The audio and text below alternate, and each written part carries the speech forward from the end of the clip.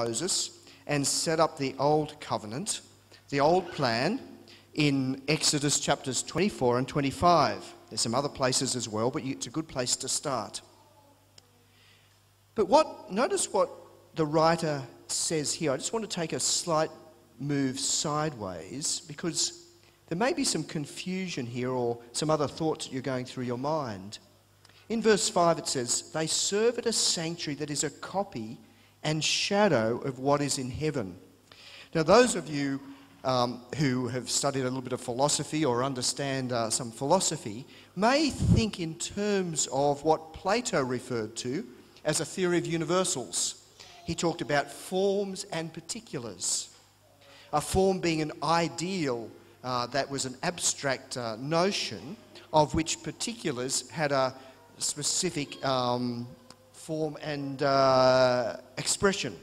For instance, we can think about chair, and Plato would say that there is a notion of chairness. It's a form, it's an ideal, and that notion has a particular expression in a chair. And so we recognise a chair being a chair because it's an expression of an ideal form.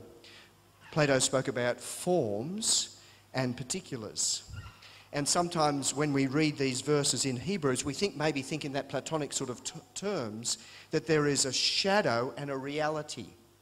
And there may have been some influence on the writer, but the understanding of the Jews and Hebrews is very, very different to what Plato was suggesting. Because what God was saying to Moses and what Moses' experience is that when Moses was on the mountain, he went up, as it were, into the very presence of God. So at the mountain, it was as if heaven and earth met when God gave the Ten Commandments to Moses.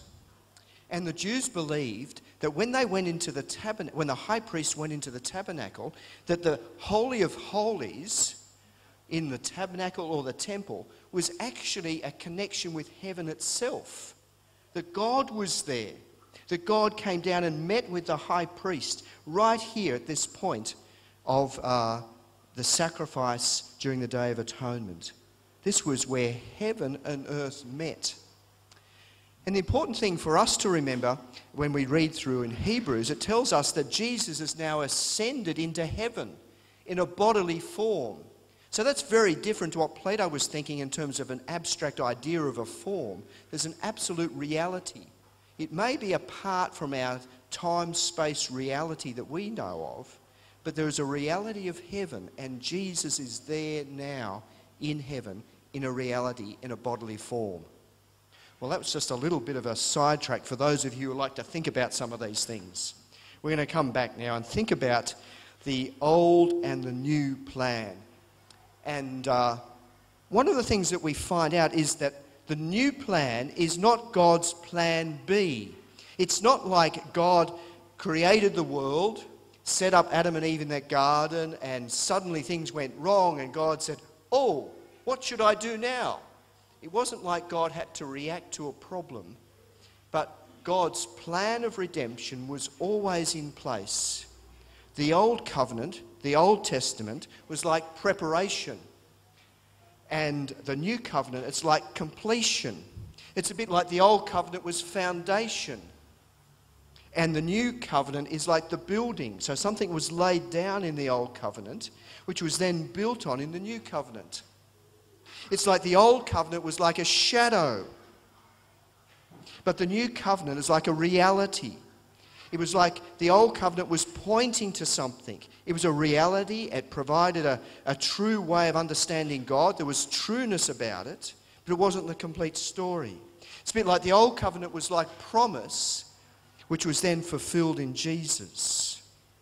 So what we find in the Old Covenant, in the Old Testament, is God preparing his people, preparing the way, making a way that people could be in a relationship with him, but knowing all along there would come a day that would be fulfilled in Jesus. So the old plan is preparation. The new plan is fulfillment. The old plan is promise. The new plan is God's completion, the full story, the big picture.